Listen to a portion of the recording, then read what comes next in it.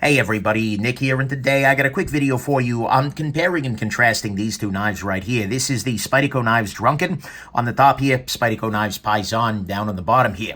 In the name of full disclosure, this guy was, the Drunken was sent to me directly from Spyderco. The Paysan, this is actually one that I bought myself. Also, one other thing to point out is that this Paysan has been slightly modified by myself. I have put a mirrored edge onto it because it is my knife, and that's something I enjoy doing. And then I've also installed a Casey Lynch aftermarket deep carry clip as opposed to the original Spyderco spoon style clip that came on the knife. So do keep those two things in mind. But anyways, folks have been asking me over and over again, you know, which one should I buy? These are both Spyderco's Halo models, and so I figured I'd do a direct head-to-head sort of thing and let you know kind of my overall feelings. One of the biggest things that's going to, you know, come to mind for people is the price. Both of these guys are very expensive. This Drunken right here is $410 at the time of research here, at the time of filming, and the Paysan is $520. That's a lot of freaking money. Both of them are very nice knives, and I think in many ways both of them are very, very close to their price points, if not, you know, right on. But for a lot of folks, certainly you don't want to stick to the barrel lightweight or something along those lines. But regardless, price-wise, that is a substantial difference. This is $110 more than the Spyderco Drunken, and that might make all the difference in the world for a number of people. And everything I say nice about the Paysan, you need to remember, well, sure, it's nice, but is it $100 nicer? That's a question that only you're going to be able to answer. But price-wise, that is the substantial difference. Next question is the blade. Because after all, what do you do with a knife if not cut things? That is fundamentally the purpose of a knife, is to be a cutting tool. In terms of steel, they are roughly equivalent. They are S90V. In both cases, CPM S90V and CPM S90V. And additionally, they are both coming from the same factory. So we have to assume that the heat treat is going to be analogous across both of them, probably in the same ovens and whatnot. So whatever these, whatever the treatment of S90V is, it's going to be the same across those guys. However, there are two important other factors to consider here. One of them is the blade stock thickness. Unfortunately, the Paysan blade is substantially thicker than the Drunken blade. This makes sense at some level because that's part of what's allowing this knife to have good balance. In order to outweigh this titanium, they need to have a thicker blade there. But at another level, it is a little bit frustrating, more so because the Spyderco Drunken here has a full flat grind that goes all the way from the top of the blade down to the bottom, whereas the Paysan has a half grind, more of a saber grind. And unfortunately, it is not a hollow grind, which was one of the things that I think a lot of folks were hoping for when they saw, blade stock this thick, because, of course, we all know that blade stock can be important.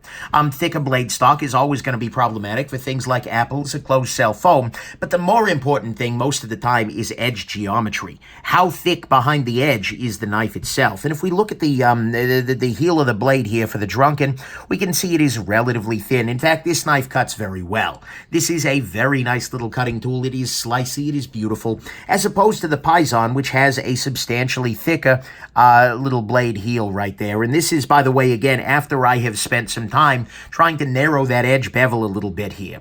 Again, it is substantially thicker at the tip than the Drunken is. And that's not something I'm particularly a fan of. So the Paysan, by virtue both of having a thicker edge, as well as expanding out to the full thickness much earlier, is just not going to be as nice of a cutting tool. I really do wish they'd done a full hollow grind on this blade. That would have made it a much more compelling cutter, although it's not so bad. But still, relative to the, with the Drunken, it's like, oh man, that was nice. So, unfortunately, in terms of cutting, at least unfortunately for somebody who likes the Paysan, the Drunken is going to have the edge right there. Next thing, carry. How do these knives carry? Well, unfortunately for the Drunken, its biggest Achilles heel here is the clip.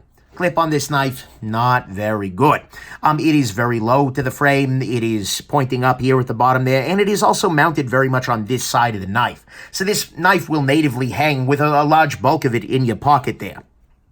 So, and it's over on top of this guy. This knife was just never it was a great knife that shipped without a good clip. I mean, certainly aesthetically it's nice, and there were lots of aftermarket clips that are coming out now from makers like Purvis Blades and whatnot, but that's the biggest issue here. That is the third in this knife's punch bowl, is that clip, and unfortunately it makes for an experience for carry that is substantially a lot less enjoyable than I think the Paysan is. The Paysan, like I said, came with a stock Spyderco clip. Its biggest downside is that a fair amount out of the knife was hanging out of the top of your pocket. That could be a good thing or a bad thing, depending. For me, when I switched it over to this guy, because Spyderco went ahead and used a standard Spyderco 3-hole clip here, pardon me, I was able to put this guy on there and it got a lot better. Just because it is deeper carry now, and you can also see it just hangs so nicely. It hangs off to the corner against the back side of your pocket there. This just hangs better. It is a nicer knife in the pocket. It is also more compact. Actually, is that true? It feels more compact, I think partly because it's very long, and the bulk of the width of it is a little bit lower in the pocket. Either way, so in terms of carry, I vastly prefer carrying the Paysan, but that's mostly because the clip on the Drunken was not very good. One other factor, of course, for carry is weight. The Drunken here, because of heavy internal milling and half carbon fiber construction, turns out at 3.77 ounces here versus the Paysan, which comes in at 4.34 ounces. So the Paysan is a little bit heavier, but again, impressionistically in my life, I would carry the Paysan 1,000 times before I want to carry the Drunken. That's maybe being a little dramatic, but for me, the difference is dramatic. I like carrying this knife. This knife was never a joy with that clip. So in terms of carry, the Paysan is going to be the winner for me. Let's think about overall construction. The Drunken here is a 3-piece construction. Well, 4 if you count the blade. But you've got this beautifully contoured carbon fiber. You have a full back space, well, not quite full, but a very nearly full back spacer. And then you have this beautifully contoured titanium up here, but this is a 3-piece construction, 4 if you count the blade. And this is, by the way, running on phosphor bronze washers, as opposed to this guy, which is running on bearings. But regardless, this guy is a little bit more complicated. You get more screws, etc. The Paysan, one of its most interesting elements is that this is a integral pocket knife. I don't mean reeve integral lock or frame lock. I mean integral. The entire handle of this knife is machined from one chunk of titanium. This is interesting. This is a little different. It does feel substantially solid in the hand. When you kind of just have this guy, it feels like one continuous hunk of metal, and that is kind of a nice thing. Honestly, it's really cool. You end up with a full backspacer by definition, because there is no backspacer, because that's just the way the knife is built. And everything you can see here is just a hollowed out chunk of titanium with a lock bar pressed into it, or cut into it. It's neat. I like integral construction. I think it's awesome. Does it have many practical advantages? No, not really, but oh my God, is it cool? And so that is a major difference. And so that makes these two knives substantially different in that way. In terms of the disassembly process and long-term maintenance, that's sort of a different question. This guy is many more screws, many more, 3 times as many, I suppose. But still, this guy, you take it apart all the way. It is using phosphor bronze washers, which actually means that you might have to maintain it a little bit less often if you are in gritty or dusty circumstances, as opposed to this guy, which is running on bearings. Let's see if I can picture those in there. It may look like phosphor bronze washers, but those are bearing cages in there. However, the disassembly on the Paysan couldn't be easier. You literally undo this one screw, push the pivot through, pull out the blade, and then, clean off the bearings, etc. It's super easy, super quick to disassemble and maintain. So that's not a major issue. That is a huge advantage, actually, for integral knives, is that disassembly is so easy. But you have to do it a lot more often because this is running on bearings relative to washers. In terms of action, these are very different knives. The Drunken is on phosphor bronze washers, and as a result, although you can flick it out, it is really not. It's more of a smooth hydraulic action. It's something closer to your Sleesh Bowie. It has a very different feel than a Shabazz, but still, that's what it's going for, as opposed to the Paysan, which flicks like a dream, actually. That majority of the time I open it, I do so by putting my index finger here and then just popping it out there. And so it has this beautiful bearing action, and it falls shut in a way that is borderline scary at times. Here we go. Oh, yeah.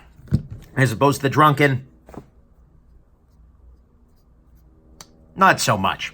If the fall shutty action is important to you, the Paysan is the only choice. However, that isn't really something that's important, so you do have to keep that in mind. But if you are somebody who enjoys flicking a knife, this is not a great choice. You can kind of get your finger in there, and you can kind of flick it out there, but it's just not super reliable, as opposed to the Paysan, where that is sort of the very best way to do that. One note, though, the detent on the Paysan is a little bit weaker. Well, actually, it may just be that the blade is heavier than the Drunken. Because on the Paysan, you can absolutely do this to deploy the knife. I'm not 100% sure what that means of relative strength of detent versus blade weight versus, but either way, the detent on the Paysan is not as satisfying as I think a lot of folks would like it to be. And so that is something you want to keep in mind. If you are a person who is bothered by a weak detent, or you're dealing with stupid laws about like gravity knives and things like that, the Paysan may end up giving you some trouble. So there you go. Ergonomically speaking, unfortunately, the Drunken never made a lot of sense to me. You have this little piece right here. You've got all of this stuff going on up here. In my relatively small hands, the Drunken is a knife. Well, let's put it this way. This is a knife built for the eye, not for the hand. And then, particularly with this clip here, again, is a recurring issue with this point sticking up there. Yeah, I just don't care for this guy in the hand. It's great for cutting, but it's just not that great for holding. As opposed to the Paysan, which I find to be ergonomically quite good. I'll say the stock clip is actually a little nicer, just because it has a little bit less poke up at the front there. But nevertheless, this feels pretty good in the hand. A little bit thin up at the front here if you try and choke up a little bit. But yeah, I definitely do prefer the Paysan for actually holding and using, ergonomically speaking. Then finally, this brings us to the idea of fit and finish. Practically speaking, both of these knives are from Spyderco's Taichung factory, and Spyderco's Taichung factory is good. They are real good.